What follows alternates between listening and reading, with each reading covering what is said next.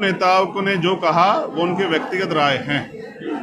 एक बात तो सत्य है कि भारतीय जनता पार्टी और आरएसएस के लोग आज भी दलित पिछड़े आदिवासियों को इंसान समझने के लिए तैयार नहीं हैं।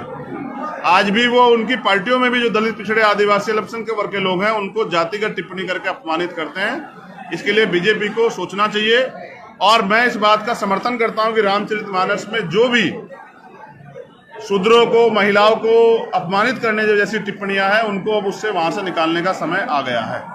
आपको लगता है कि वो चौपाई वहां से निकालनी है? देखिए, मैं फिर कह रहा हूं कि किसी भी समाज, किसी भी वर्ग को अगर अपमानित करने वाली बात कहीं भी लिखी गई है तो उसको अब हटाने का समय आ गया, क्योंकि सभी समाज में जागरूकता पैदा हो गई है। कोई भी अपमान नहीं सहना चाहता। वही मैं ये भी बता देता हूं कि हमारा सबसे बड़ा धर्म ग्रंथ वो भारतीय संविधान है और संविधान के हिसाब से सभी लोगों को सम्मान और अवसर के साथ, स्वाभिमान के साथ जीने का अधिकार है। ये सरकार उसको छीनने काम बंद करे। समर्थन कर रहे हैं, जिस तरीके से कमजोर हो रही है, आप अपने आप को कहां मानते हैं?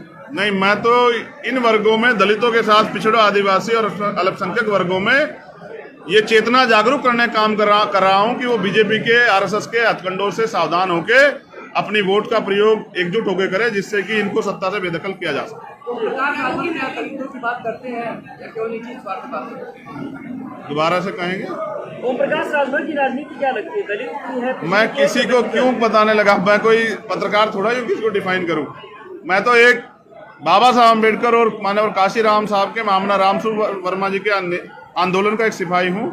उस आंदोलन पे मुझे आप कुछ पूछेंगे तो शायद मैं आपको बता पाऊंगा। बात करते हैं बाबा साहब के संविधान की, लेकिन भारतीय जनता पार्टी साथ भी रहती है। मेरे आसपास तो नहीं दिखाई दे रहे हैं।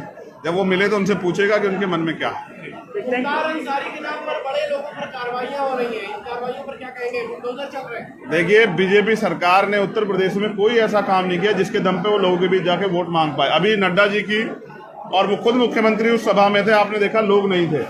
अब उनका एक ही उद्देश्य, किस तरह से हिंदू मुसलमान का वो बना रहे। इसलिए जानबूझ के मुस्लिम लीडर्स को, मुस्लिम जो रोजगार करने वाले जो बिजनेसमैन है उनको टारगेट किया जा रहा है, जिससे कि उनको दिखा के और एक माहौल बनाया जाए। जनता समझ चुकी है, अब जनता सबक सिखाएगी। मुस्लिम नेता भी योगी आदित्यनाथ की प्रशंसा कर रहे हैं, ठीक आमद कर रहे हैं, अच्छे मुख्यमंत्री हैं। समय बड़ा बलवान होता है, जब कोई सत्ता में होता है उसकी प्रशंसा स्वयं कराई देता है। मैंने तो बहुत सारे अधिकारी भी प्रशंसा करते देखे। देखिए, आज Azad Samaj party legal cell का द्वितीय सम्मेलन था अधिवक्ताओं का।